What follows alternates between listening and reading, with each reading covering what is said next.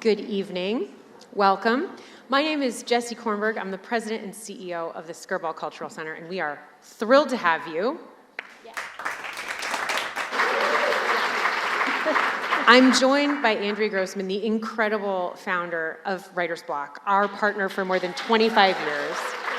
30, she says, but who's counting? I am. I want to...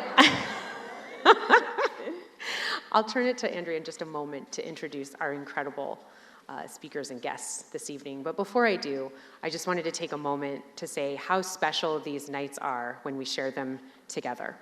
The Skirball is a Jewish cultural center built with one basic promise in mind, the promise that every Jew for centuries has committed to welcome the stranger and to create one good place for everyone. And this can be that place. And it's that place when you all come together and make it so.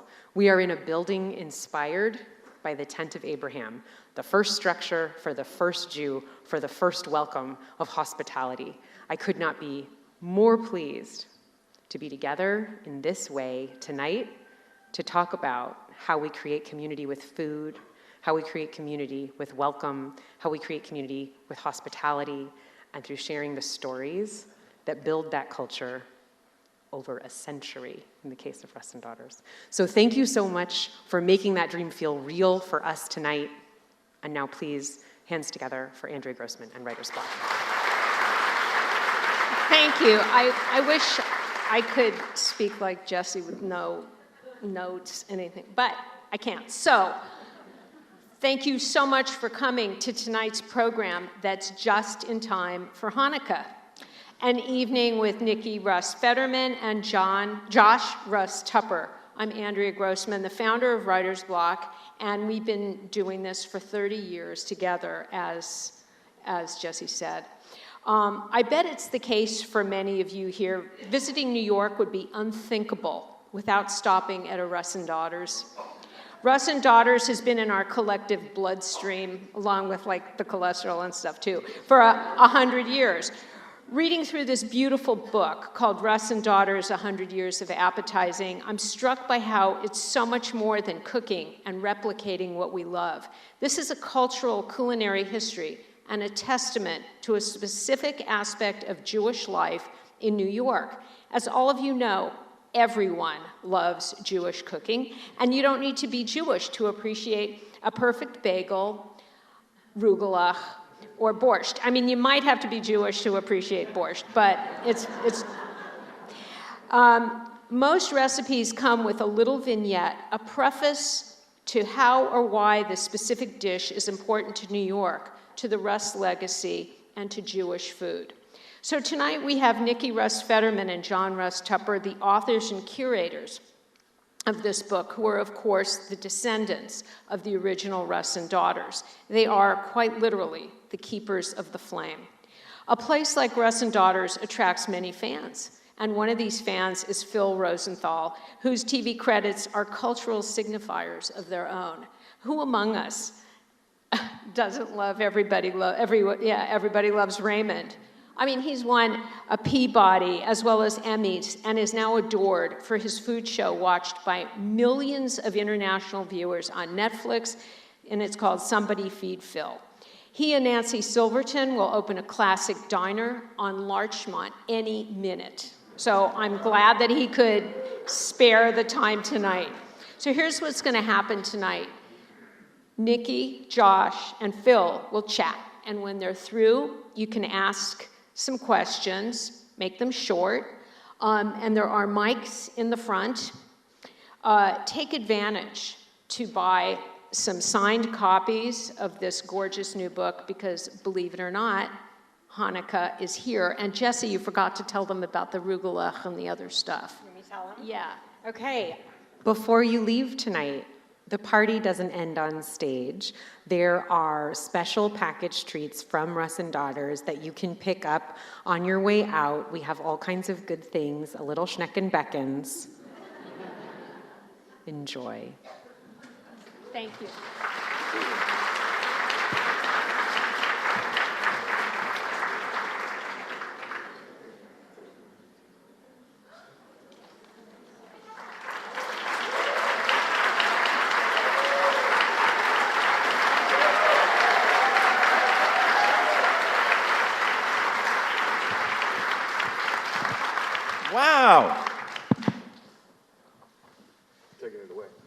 Thank you.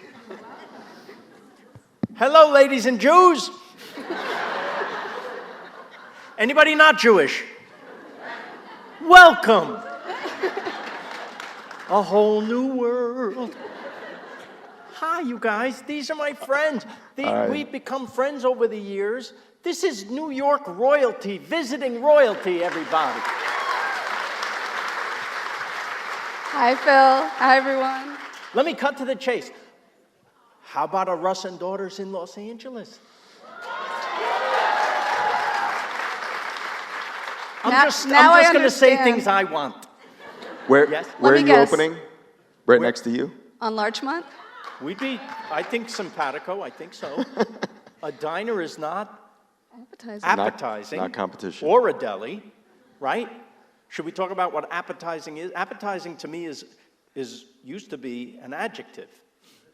But this is a noun.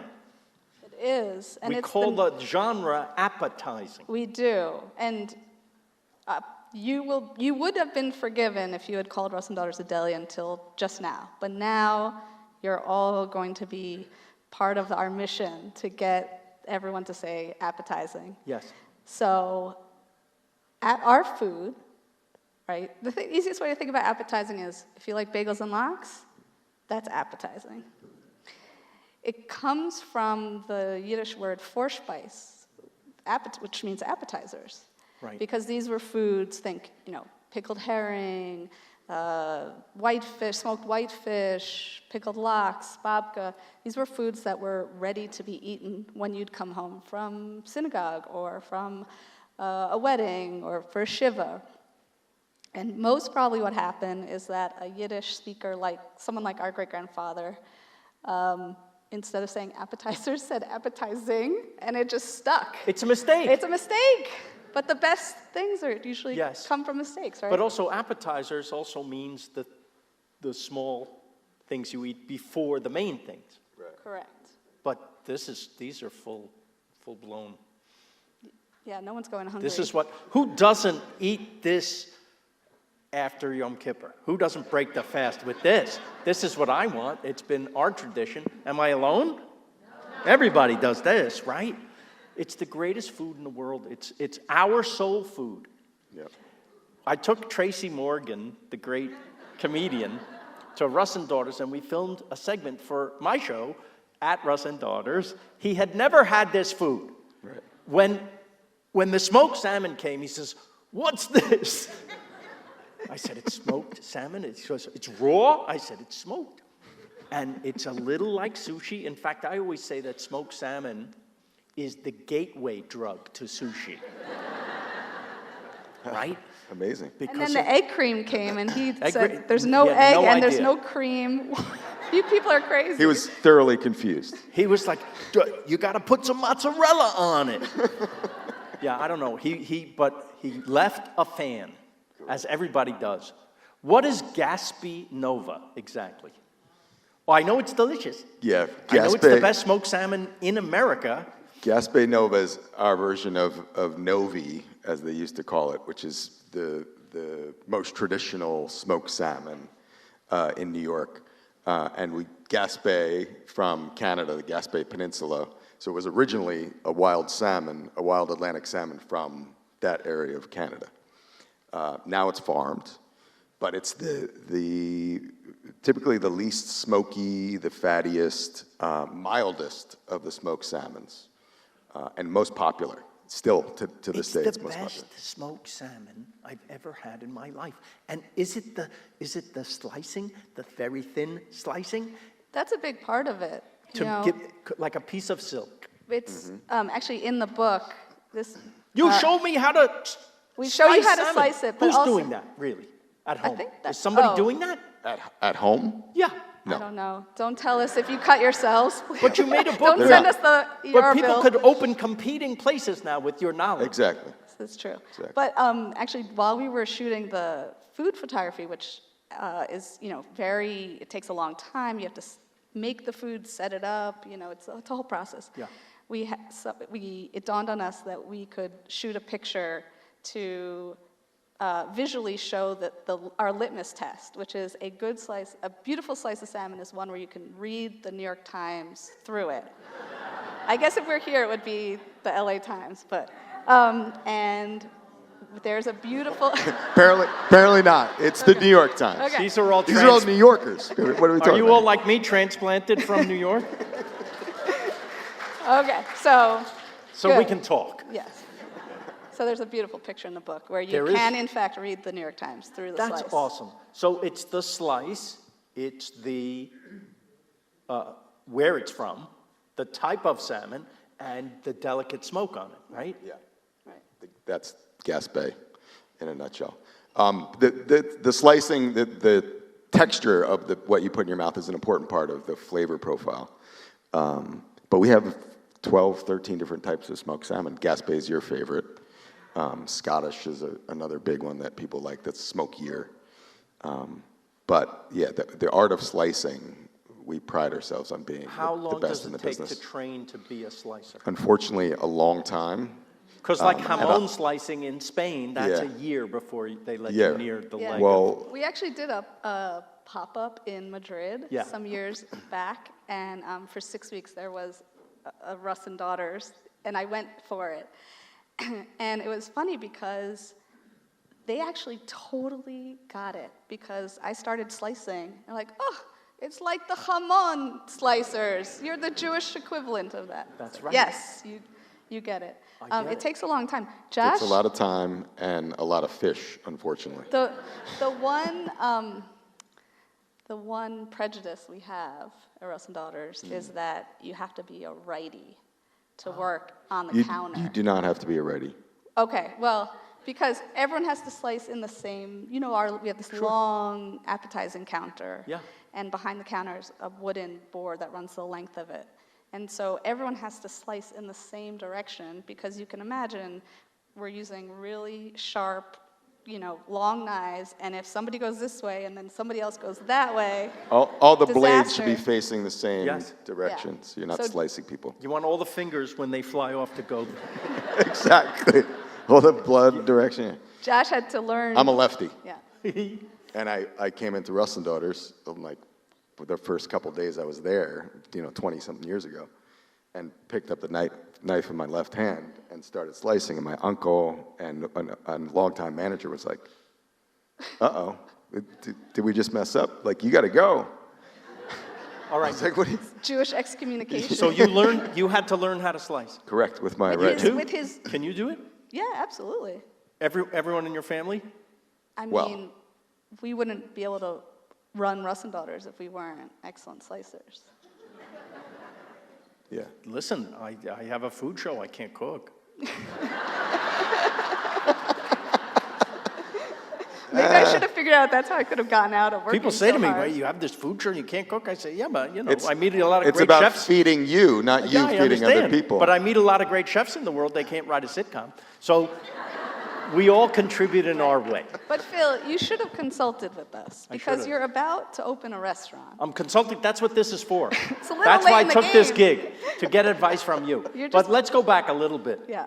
When we're going to get to the history, but I'm interested first in your histories, your fourth generation. When did it hit you? Was there a moment in your life that you said, "Oh, I'm part of this amazing dynasty, this New York institution, this holy place"? When did you get that? Still hasn't hit me. So I grew up a shop kid, because my parents, Russ Daughters was literally a mom and pop for me, because it was my mother and father who ran the store. And I spent a lot of time, and my brother too, who's here somewhere. We grew up hanging around the store, and on the holidays we would have to work, and but I was also, I think at a young age, I understood there was something kind of magical going on in this place. But I was sort of educated, encouraged, and I think socially we're expected to do something, quote unquote, better than, the previous generation. And so I had that mentality, and I was kind of, I don't want this. There's no way I want this. And it was actually a whole process of leaving and trying different careers, and nothing ever felt real to me. What else did you try? I worked at the Museum of Modern Art in San Francisco. I went to business school. I dropped out of business school. I wanted to be a nurse practitioner. I worked for the UN program fighting hunger. I mean, a lot of stuff. That's a lot nice. of stuff. It's all nice, Yoga. but it didn't feel. But you would sleep at night. I can't sleep. I'm hearing herring. I was my wandering Jew phase.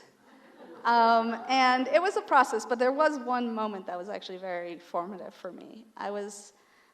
Mind you, I was like 23, something like that. I went to a party in New York. It was a big loft party. And a lot of people brought things to eat. So, of course, I brought some smoked salmon. And across the room, I could see that Lou Reed was there. Oh. And he's eating the salmon. And then I see that someone sort of uttered something to him, and I guess they said that I was here, and that I was at the party. And he dropped his plate down, and he starts charging at me from across the room. This is Lou Reed. When he charges at you, you got to be careful. Yeah, Lou Reed was not a warm and fuzzy guy, as you all know. So I'm like, oh my God, what did I do? And he comes up to me and he says, I'm so honored to meet you. You're New York royalty. And then he proceeded to start telling me stories and memories of his childhood and how his father would bring him. They didn't have a very close relationship, but his father would drive him from Long Island to the Lower East Side and take him to Russ Daughters. And he was, they would have egg creams, they would get, but he remembered the orders. And as he's talking, it was like these layers, were just peeling away. And I felt like I wasn't looking at Lou Reed, but I was looking at Lewis Allen Reed, the Jewish kid from Long Island. And so what dawned on me was not, that I think by him saying that I was Jewish royalty was not, or New York royalty, was not that. It was sort of like saying, this matters. This place matters to a lot of people. And that really made an impact. And then ultimately I said, okay, well, who am I kidding? I gotta do this. My prodigal time is over. And I called my father up and said, hey, I think I actually want to choose to do this, not because there's any expectation on me. And he said, by this point he had kind of given up on me. So as being like his retirement plan, basically. And he said, well, that's nice to hear, but now your cousin's involved, so you got to talk to him. So you were already in it. Yeah. And what made you decide to? So I was raised in an ashram in upstate New York. A nice Jewish boy. Yeah. So when you say, when did it hit you that you were a part of something special, I didn't really know or understand anything about the store. And raised in a vegetarian ashram, and we'd go into the city a couple times a year and go to my grandmother's or go to Niki's house and have a spread of food, and I loved it, but there was no real connection. My mother didn't want anything to do with it. So I rebelled from that and went to boarding school in Minnesota and became a chemical engineer and worked in semiconductors in the Pacific Northwest. And I heard through the grapevine, which happened to be my mother, that Mark was looking to find this exit strategy or way to retire, and there was a possibility of selling the family business. And at that time, at 25, 26, I had started thinking about who this side of my family was. And our grandmother, who was one of the daughters, was like a very powerful force in our family, a matriarch. A tough woman, but also she sort of held us all together. And what she did with her life was Russ Daughters. So I sort of decided myself in that moment that I would leave my career and come into the business. Mind you, Niki's father is a lovely human being, but he's a bit hard. He's like, "What? You don't know from fish? What are you even asking me?" So it was, in my view, it was me convincing him over the course of 3 or 4 months to come into the business, and I would figure it out. And the reality was, when he finally said, "Come on back," Niki was like, "I'm not doing it, I'm leaving." And Mark was like, "Okay, Josh, come on. We'll see how it works." And for the next 4 or 5 years, every day he told me, "We'll see, we'll see." Really? Yeah. Is your father still with us? Yes. Yeah, And does he oversee things still? Not at all. he tries He's to. out. He is out, and now it took him a while because, Russ and Daughters he was Mr. Russ. But now he likes coming to Russ and Daughters Cafe, eating, and walking out, and then saying, "Put it on my tab." That's a good life. He's still Mr. Russ. We have a place in the Navy Yard, and I was going in. I forgot my pass. There's like security to get in, and I said, "Hey, I'm Josh. I don't know all the security people, and I own Russ and Daughters." She's like, "No, you don't. The old guy does." And I was like, "What? Like my uncle?" It's like, "Yeah, what's his name, Mark." I was like, "No, he's retired." Like, "But he always comes and says he owns Russ and Daughters." I was like, "Okay, so I'm his nephew. Like, just let me in." That's great. Do you, let's go back now. Your great-grandfather, right, comes from where? Strzyżew.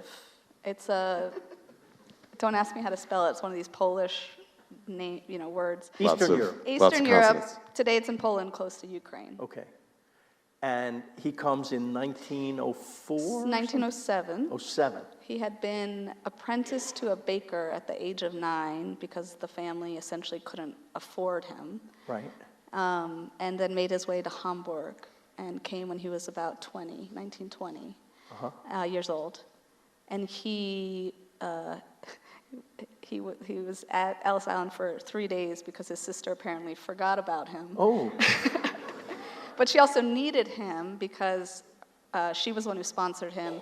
Her husband, they had 5 kids. The husband woke up one day and decided he wanted to be a Talmud scholar and therefore had to devote himself to studying and not working. So Hannah called for her brother Joel to come.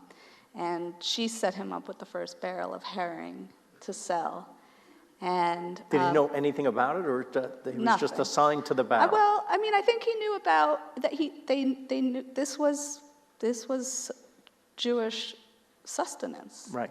So they knew that they had customers because herring was, for so many of these new arrivals, cheap and healthy food. A family could feed itself for 2 meals with 1 herring. You would rub this is a schmaltz herring, a very fatty, oily herring, so you'd rub the herring on a piece of bread for 1 meal, and then you would eat the fish for the next. So he spent about 7 years as a street vendor, selling herring, first just straight out of the barrel, then a push cart, a horse and wagon, and then we date ourselves from when he was able to save up and open up a shop, and that was in 1914. The shop we know. The shop, we still call it the shop. And so it's 111 years old now. Isn't that great? Amazing, yeah. And with a shop, he was able to expand his wares. And so herring, then he started, then there was belly locks, then Nova, then some, it just kind of grew from there. And then the cafe. Well, that's recent. Yes. That Yeah. was you. That was you guys. That was us. That was us. We The took crazy over. cousins. Yeah, we took over in 2010 ownership. And even after the first phone call, when Mark told her to call me, we had a conversation, and I wanted a partner that I could fully trust, but I also wanted to understand that we were on the same page.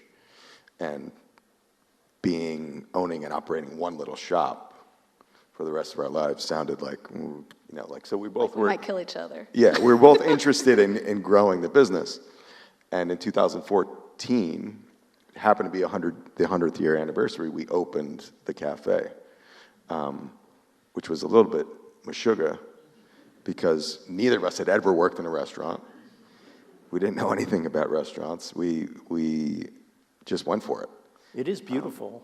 I mean, the Art Deco Yeah. design, the booths are great and comfortable. Has everyone been there? Yeah. You can And- find and Phil the there food. whenever he's in New York. But you have to decide when you're opening a sit-down place that serves the food you've been selling as takeout, how you're going to present it. Right, right. So, There was a steep learning curve. yeah, And we actually spoke to colleagues of ours, well-known chefs and restaurateurs who we know, and several of them were very adamant that we should not do this. They were trying actively to dissuade us. Like, you have a reputable store, restaurants are a crazy business, don't do it. But we went through with it because I think we knew that even though we didn't have some of the professional experience, we felt that if we could just stay true to the original, to our store, Yeah. and we knew our food, and we knew the gestalt of Russ Daughters, that if we could just the challenge was how do you take the elements of this store and try to bring it to a sit-down, full-service, experience. But we just wanted to keep that kind of very tight tunnel vision that the store was our North Star for everything. And it still is, with everything we do. We always just kind of look to the original store for inspiration. so it's really about the ingredients. The ingredients, there are some elements that really, we wanted people to walk into Russ Daughters Cafe, even though it's 3 blocks from the store, and recognize immediately that this is Russ Daughters, and Yes. yet it's something different too.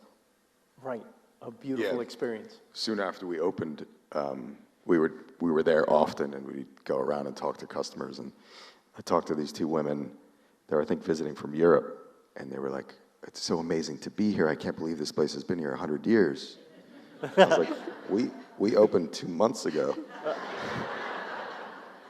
Well, And that's what you want to hear. Exactly. That's exactly fantastic. what we wanted to hear. Yeah. So I want to go back now because through the eras, do you have great stories of incidents that have happened? Like, was there something you heard as far back as your great-grandfather's time?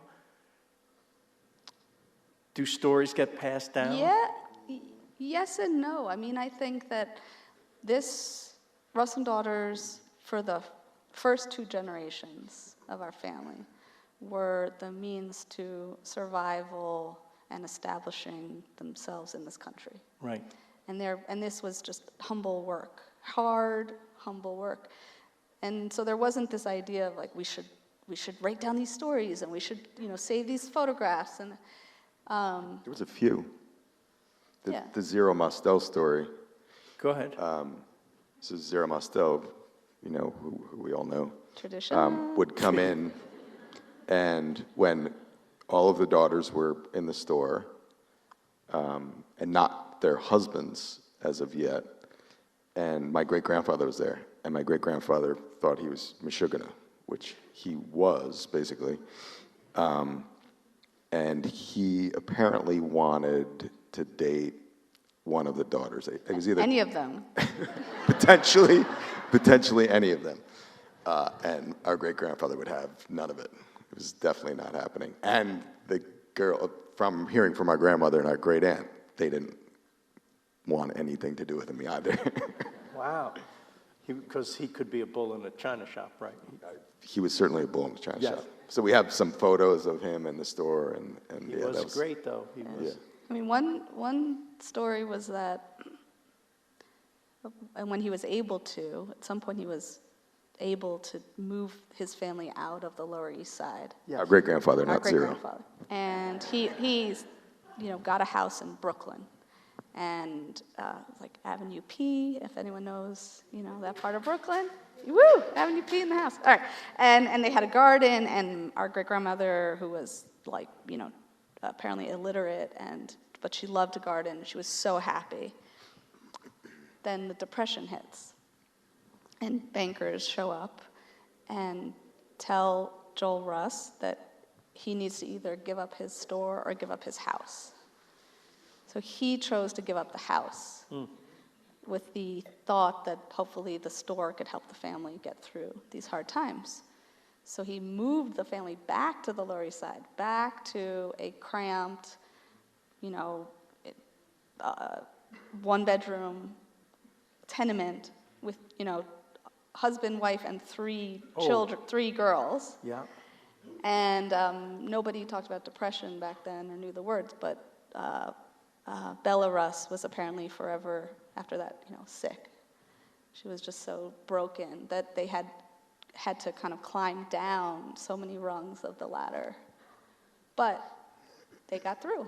So I think he made the right decision. But so many challenges, and there was such innovation. I believe, correct me if I'm wrong, that the Daughters was the first time this had happened in America? Yeah. Yes.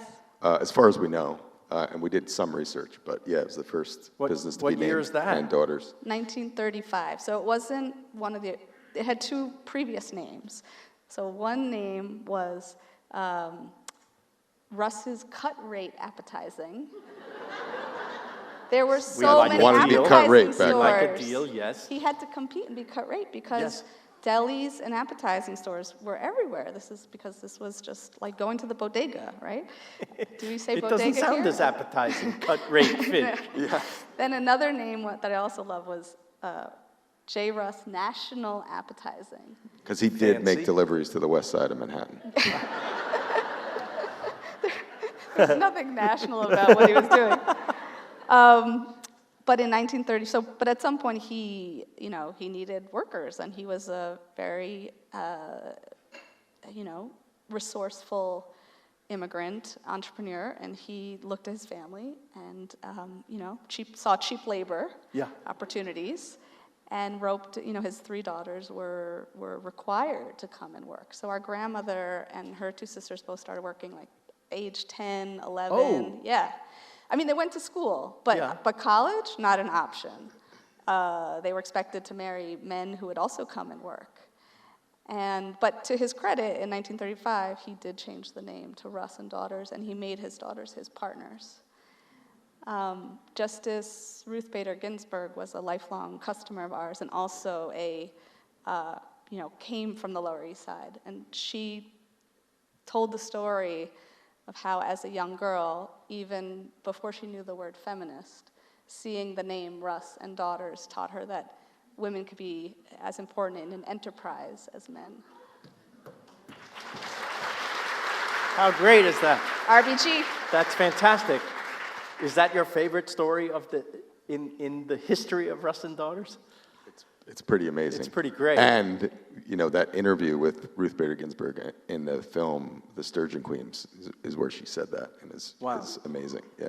But I'm imagining that every New Yorker, famous, not famous, has been there, and you've gotten to know some incredible people.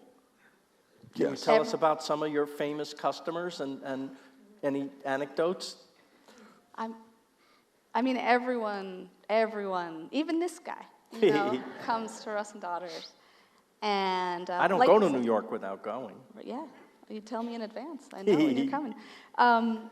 It's really a place where we try to treat everyone like normal people, Right. which is a lot of New York, and why a lot of famous people enjoy being in New York, because there's not a lot of attacking them, even though there is occasionally. Latkes is the great equalizer. Right. I'll tell you one. So one time I was in the store, and I walk to the front, and I see this man, and I say, "Oh, hi, Harvey," because I just was like, "Oh, it's our customer, Harvey. It's Harvey Keitel." But I just thought, since I know everybody just through Russ and Daughters, who was, that was the recognition. he was a customer. Then I realized who he was. But he was he's a devoted regular customer. And one time, so Russ Daughters is in a tenement building. It's a 6-story tenement building, walk up. And, we still have the blueprints from when our grandfather was able to buy the building. And, like what today is a 1-bedroom apartment was for 2 families, and the bathroom was in the hallway, that kind of thing. Yeah. But anyway, by this point, now the apartments are rented. And one time Harvey said to me, he's like, Niki, you got to tell me when one of those apartments opens up, preferably on a lower floor, because I don't want to walk up. It's like, I want to rent an apartment. It could be a studio, and I'm not going to put anything in it except for a little card table, a couple chairs, a plate, utensils, and I'm going to sit there and I'm going to eat my herring. A private dining room. Private dining room. That's awesome. When I first started, Mark, Niki's father, was, around and running the business there. And he just, I guess it's his personality. He wanted to set me up with every woman that walked in there. Make a shidduch. The shidduch. Or if it was a mother, he would like, oh, do you have a daughter? Well, here's my nephew. Like, it was a lot. So Maggie and Jake Gyllenhaal's mother and father at the time, I think they were still together, came in. And he was like really going for the shidduch. And seemingly the mother was on board, but Maggie was already with Peter Sarsgaard, and like it was just... It's like the strangest story. He just was really going for everything. But if he could have set me up with a famous actress, But then the funny thing that happened was then, her parents are divorced, and then Maggie started asking us if we knew someone for her mother. Like I said, everyone comes through our door. that's in the film too, right? Yeah, well, I'm sure there have been proposals, right? In the store. This wasn't a famous person, but some friends of mine that lived like a block away and came into the store all the time. The guy, Jeremy, came in one day and was like, I want you to put this ring in a white fish salad sandwich. And I was like, really? I was like, it's like, maybe not in it, but, like on top of it. So I like tied a ribbon around it, and he presented it to his girlfriend at the time and proposed. On our bench in front of the store. Oh, that's nice. Yeah. It was a big ring, so luckily it didn't fall into the white fish salad, because if she had choked on that, not so good. Which brings us to the book. Oh, yeah. The book is amazing. It's very beautiful. I hope you all buy it. In addition to teaching you how to slice salmon at home, if you want to lose a finger or two, there's history, there's beautiful, and it shows how you've expanded. And then here are some very cool, I'm going to say, different ways to have your food. Tell me some of your, like a favorite recipe from you and a favorite recipe from you. Favorite recipe in the book? Here's a pastrami, Russ, right? Yeah. That, you don't find that. No, we go through all the sandwiches. That's the pastrami smoked salmon. Right. That we serve at the cafe with melted cheese. Oh, that's good. Delicious. One of my favorite recipes and things that we serve at the cafe is the kasha varnishkas. Yes. With the poached egg. Oh, the poached egg is new to me. Which is like one of these recipes that can be touch or go, because everyone has this idea of kasha.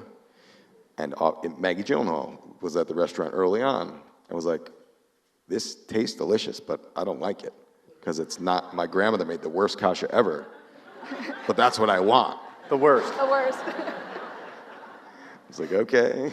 Yeah, she would have loved my mother. My favorite recipe is probably not the one that you would think. It's Aunt Ida's stuffed cabbage. I love stuffed cabbage. Right, but and it's in the book, but it's, we're appetizing. Right. So it's not, this is the we do have a few transgressions in our Well, repertoire. these are family favorites in addition.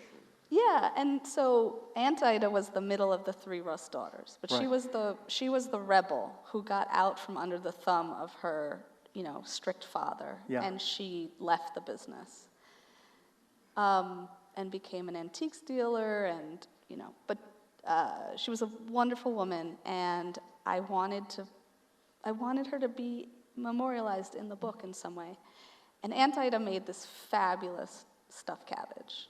And when the three daughters, our grandmother and her sisters would get together, it was like the original Golden Girls, but in real life. The bickering and in their moo-moos and the. They actually, in their later years, they all lived in the same shtetl in Florida. Yeah. Which is amazing. You go down there, and getting them together was just like a wild scene. But Aunt Ida passed away, and she left no record of her stuffed cabbage. So I went on this kind of mission to try to recreate Aunt Ida's stuffed cabbage. And her son, Marty, who's now in his 80s, lives outside of San Francisco.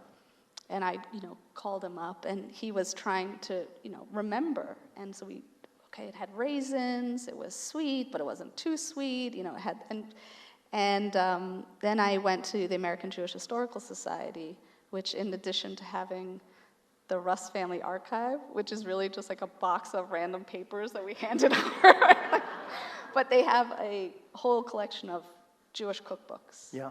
And so between what Marty had told me and then looking at the Hadassah cookbooks from the 50s, I was trying to piece it together, and then I would make it, and then I would ship stuffed cabbage across the country to Marty, and he'd eat it, and then we'd have a call. Needs a little more salt. Needs a little more salt.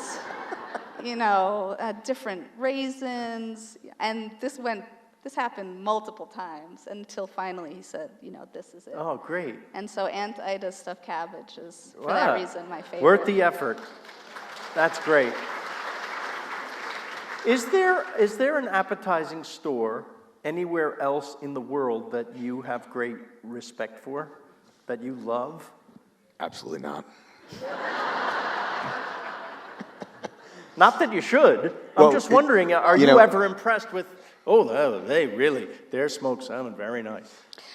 Well, appetizing, there really aren't real appetizing stores outside of New York. Right. The tradition did not, once Jews started leaving New York and, spreading out, and it didn't travel with them. Right. But in New York, there's still a few kind of, I would say, classic appetizing stores, Barney Greengrass. Yes. On the Upper West Side. You like them?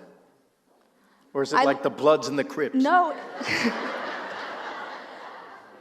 I mean, it's actually not the because Jets and the nature the nature of these stores. One, I mean, anyone who's managed to withstand the test of time is, holds a special place in my heart. But also, everyone, people shopped in their neighborhoods and still do. Right. And so there's this sort of neighborhood connection. Yes. And so on the Lower East Side, it's Russ and Daughters. Yep. But, Upper West Side, you've got places like Barney Greengrass.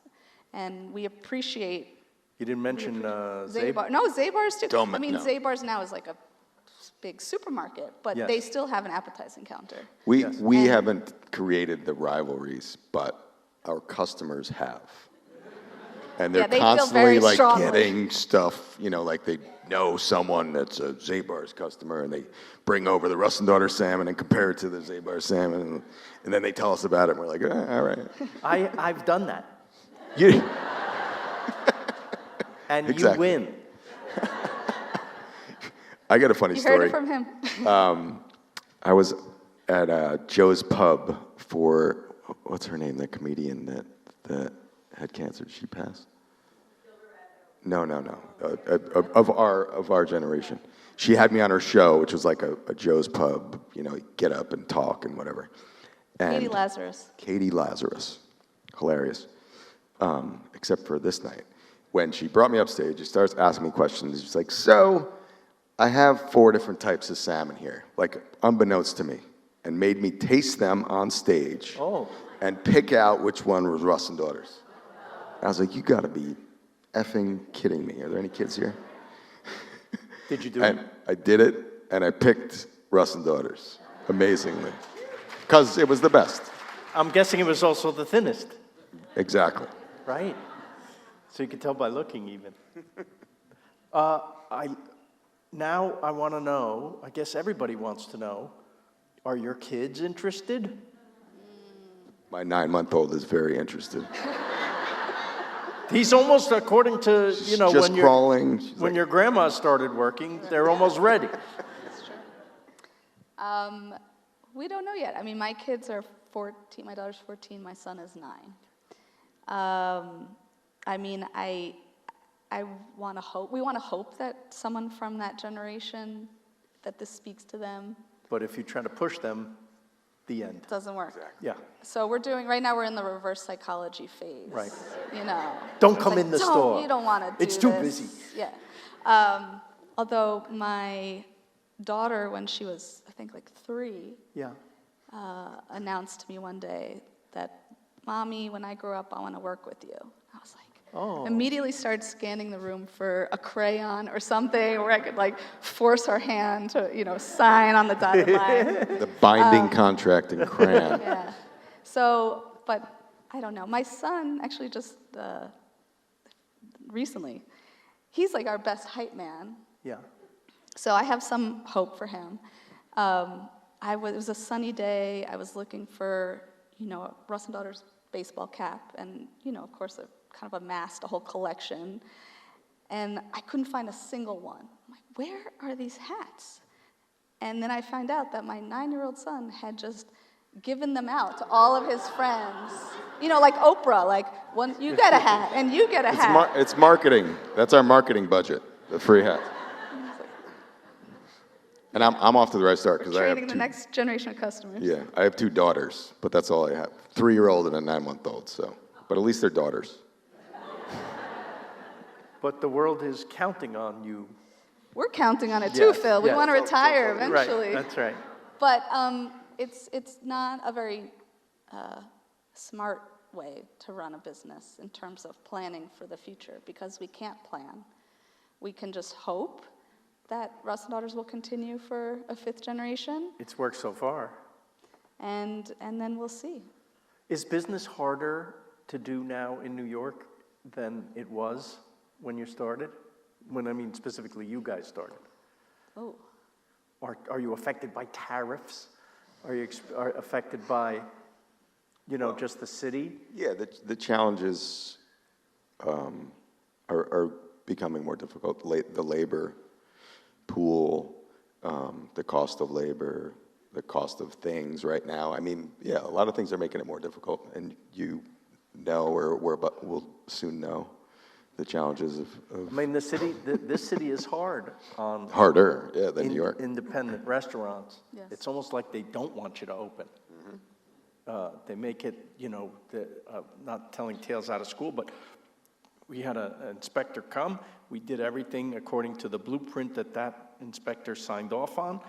And a month later, a different inspector came and said, you're going to have to change that whole thing. And they said, well, your inspector, that wasn't me. It wasn't me. So now you have to start over. So people ask me when it's opening. I think in a few weeks, but don't hold me to it, because you never know.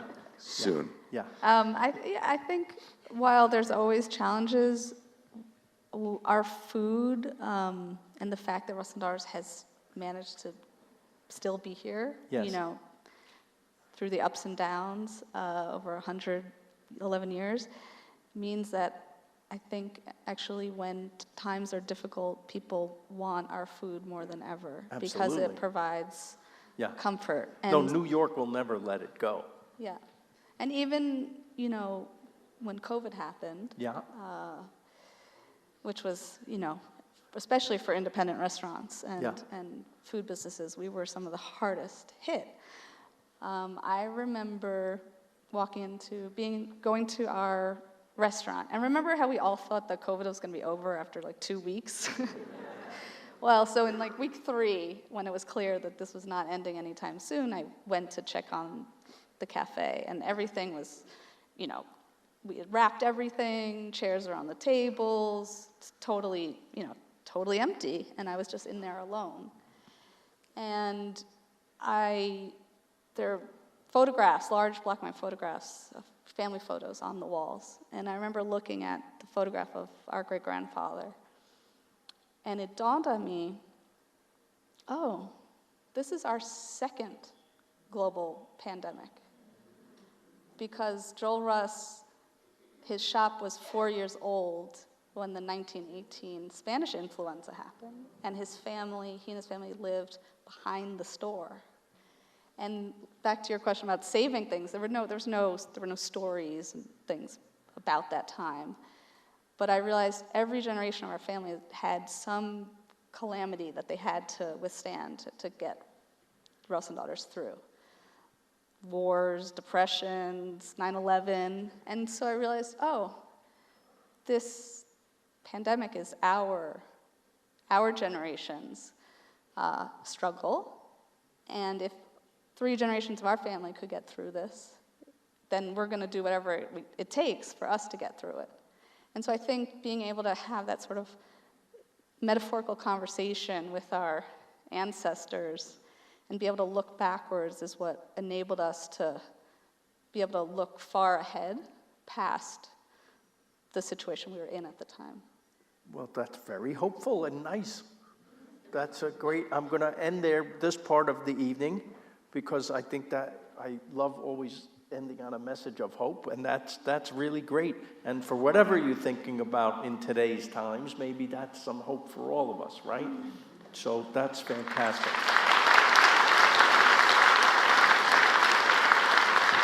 Thank you both. And now here's microphones. So whoever's first up to the mics, you guys will get to ask questions. So don't be shy. I want to thank you for keeping Ben's Cheese Shop alive. And I wonder if you could tell me a little of how it is that I can walk into Russ and Daughters and see Ben's Cheese. So Ben's Cheese Ben's Cheese, for those of you who don't know, so on East Houston Street, where Russ and Daughters is, there used to be next to us a dairy called Ben's Dairy, or Ben's Cheers, and then a bakery, Moisha's Bakery. Yeah. And that's how you used to shop. You know, you'd go to Ben's to get the farmer cheese, and Moisha's to get the rye bread, and then you come to Russ and Daughters, you get the fish. But over time, you know, we were able to stay there, and Ben's closed, but the farmer's cheese is, and the baked farmer's cheese is from Ben's. That shop closed. They moved upstate a little bit, and we still buy their stuff. And that's the cheese that's in the blintzes. No, that's not. Well, that's not the farmer's the cheese. farmer's cheese. You can, and especially in the book, you can. Yeah. You can now get farmer's cheese, you know, in a supermarket and use it. But the baked farmer cheese specifically, there's like raisins and walnuts, and it's in this metal tin. And That's nice. if you know, you know. And to be totally honest, that's something that not many people are buying anymore. So we get a little bit every week and sell it, and sometimes don't sell it. But it's like one of these things that we're holding on to for tradition. Yeah. Yes. My name is Sharon Lippman. I'm an LA native. Been to New York so many times. So sorry. Never have come to Russ and Daughters. What? So, no, I'm sorry. But I just Googled you. And for the addresses, could you clarify? There's 4 if you Google. And just want to know. So it says Lower East Side. Yeah. That's the original, right? Right. Yeah. No, this is a great question because we didn't actually explain this. And then the cafe. I just want clarification on the addresses and Thank who, you. where, This is what. great. So what we affectionately call the shop is the original Russ and Daughters store on East Houston Street. It's 111 years old. And then around the corner, we have Russ Daughters Cafe, where you can often find Phil. That's our restaurant. In Brooklyn, we have our largest space, and you will find our bakery there. So you can go and visit, and you can watch us make the bagels and braid the challah and spread the filling for the rugelach. And then we have a counter for Brooklyn-based customers there. We also, that's if you get Russ Daughters shipped to you at home, it's coming from our Brooklyn space. And then our fourth and newest location is in the Hudson Yards area of Manhattan, 34th and 10th Avenue. And that's kind of like we pieced everything together. So there's a little bakery, there's appetizing counter, there's seats. But it relates to the book because when we were trying to figure out how we should organize the recipes and the flow of the book, it was something actually probably one of the hardest kind of nuts we had to crack.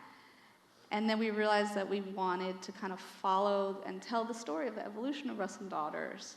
And so the recipes are grouped by the store, the cafe, and the bakery. So, for example, in the cafe section, you'll have egg creams and our cocktails and our shrubs and the desserts you can get at the end of the meal.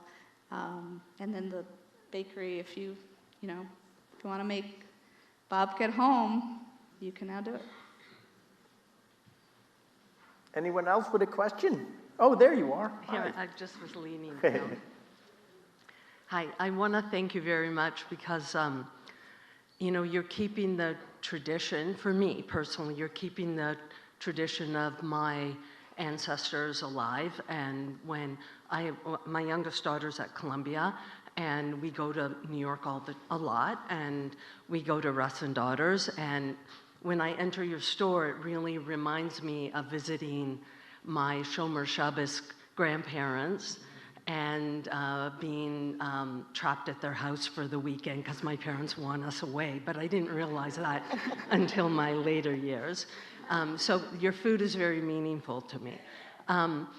I wanted to ask whether in your shop, I was always curious about this, whether you invent new things to sell at your shop or you just stick to your the traditional things that your parents and your grandparents sold, or whether those recipes change or you add to them. I mean, we really stick to what we know and what we do, and appetizing is a pretty finite amount of stuff, but there are new introductions, and maybe not new anymore, such as the wasabi-infused flying fish roe, the green stuff you put on a white fish salad sandwich and is delicious.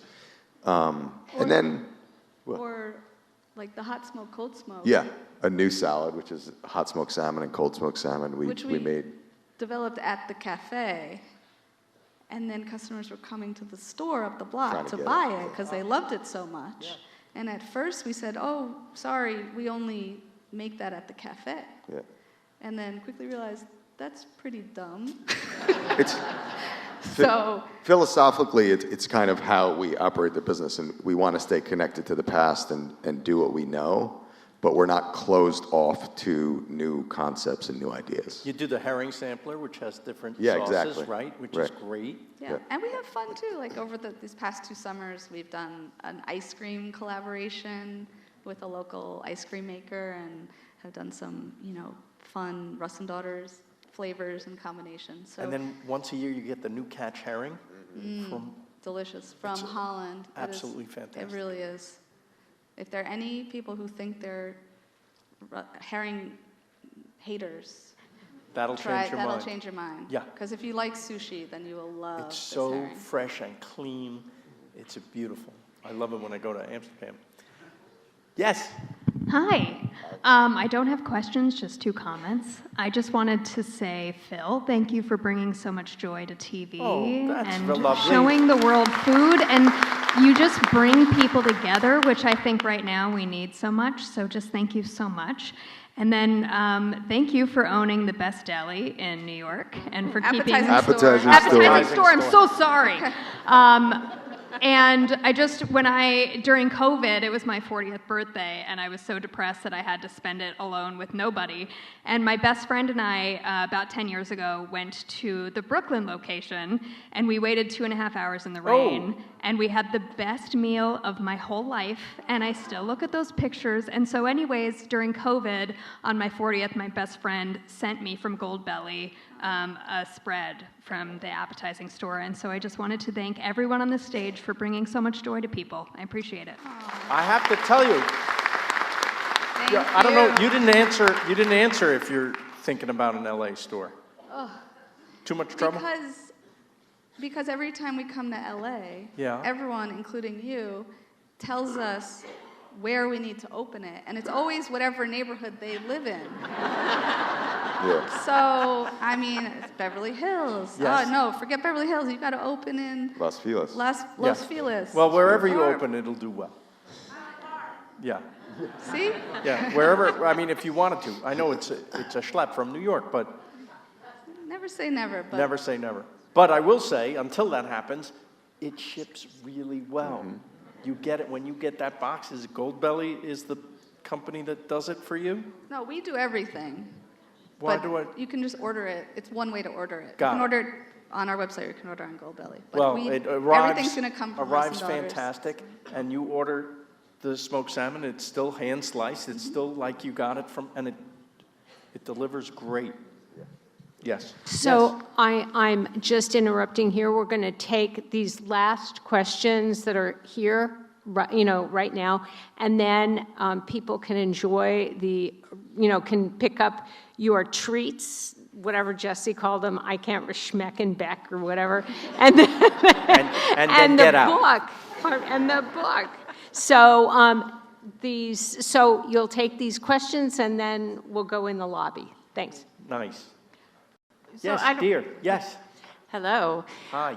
I'm just thinking about a business that's lasted over a century and how much must change, particularly in terms of like food procurement, like supply chains of food, and how much, especially with something like fish, that might have changed over the century in terms of like just, global things and pollution. And like, I'm just wondering if it's challenging in our current era to get the source of the food, to source the food that you need.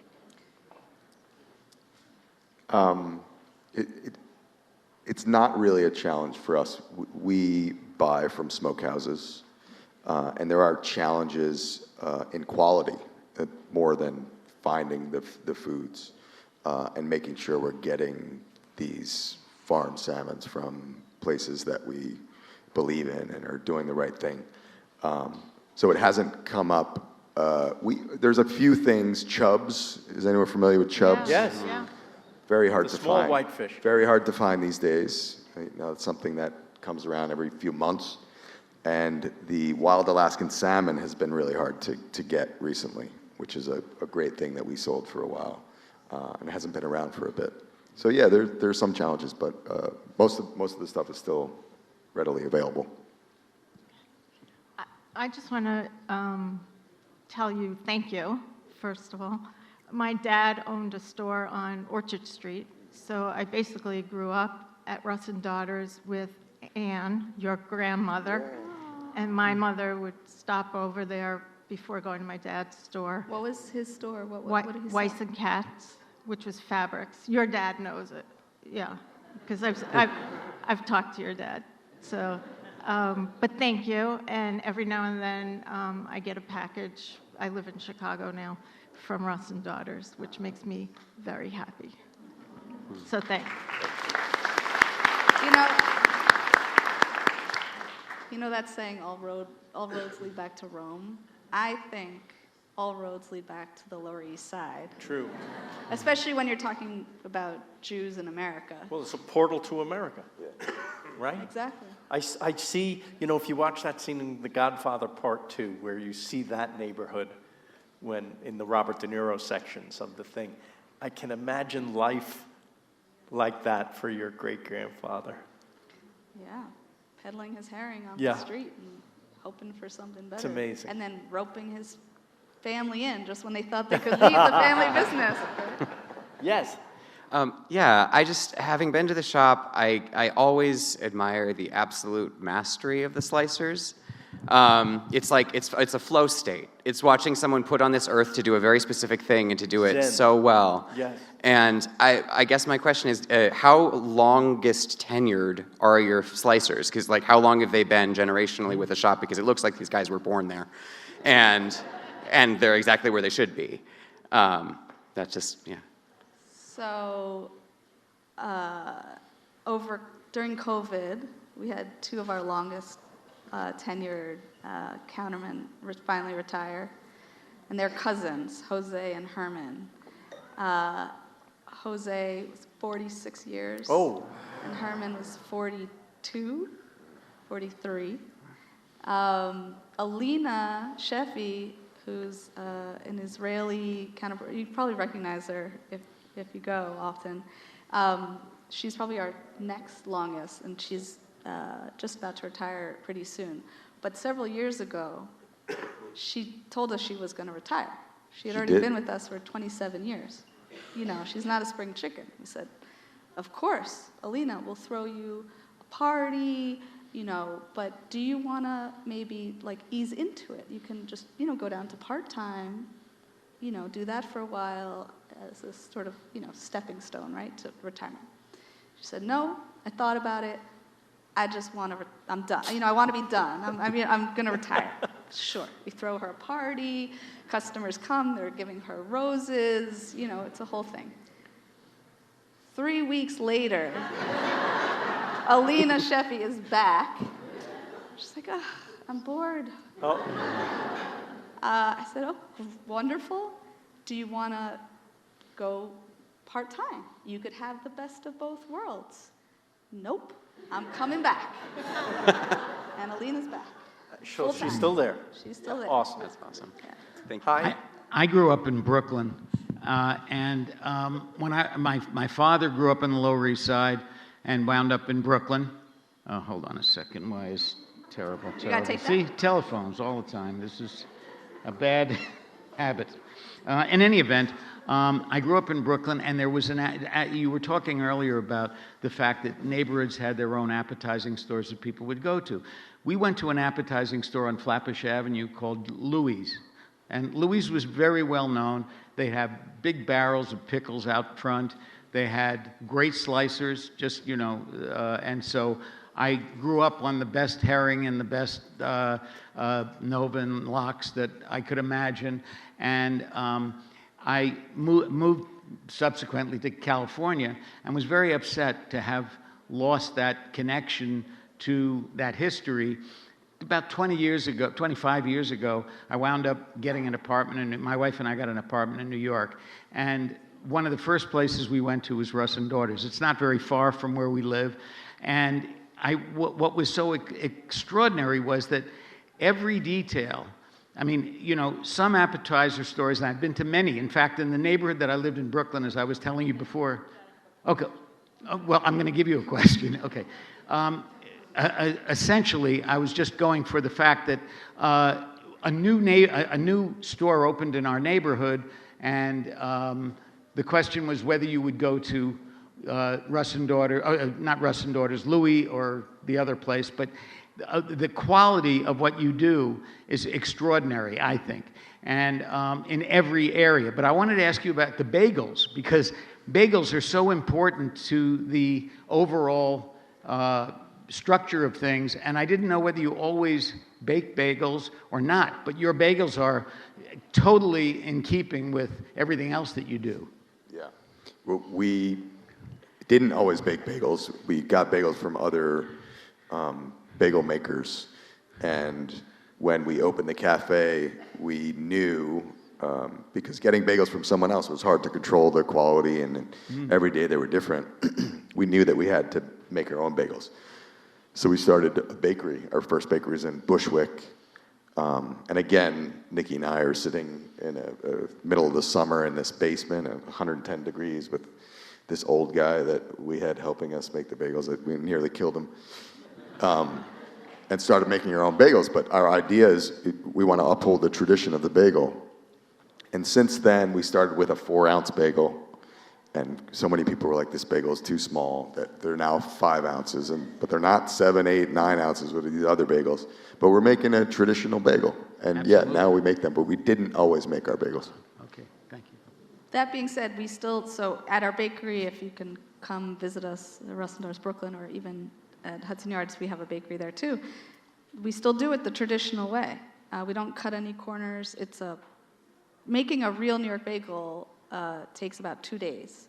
And we use, wooden planks with burlap runners, the best non-bromated flour, not bleached flour. So when bagels are in the book, and it was something that we talked a lot about of, like, this is a real pain in the tuchus to make. Are people at home going to want to actually do this? Should we try to, like, give an easier version of this? But we think you're all up to the challenge, so good luck. We didn't cut any corners. Thank you so much. Niki and Josh, everybody. And they're going to sign books right now in the lobby, and you can enjoy some of the stuff. So thank you Thanks, again. everybody.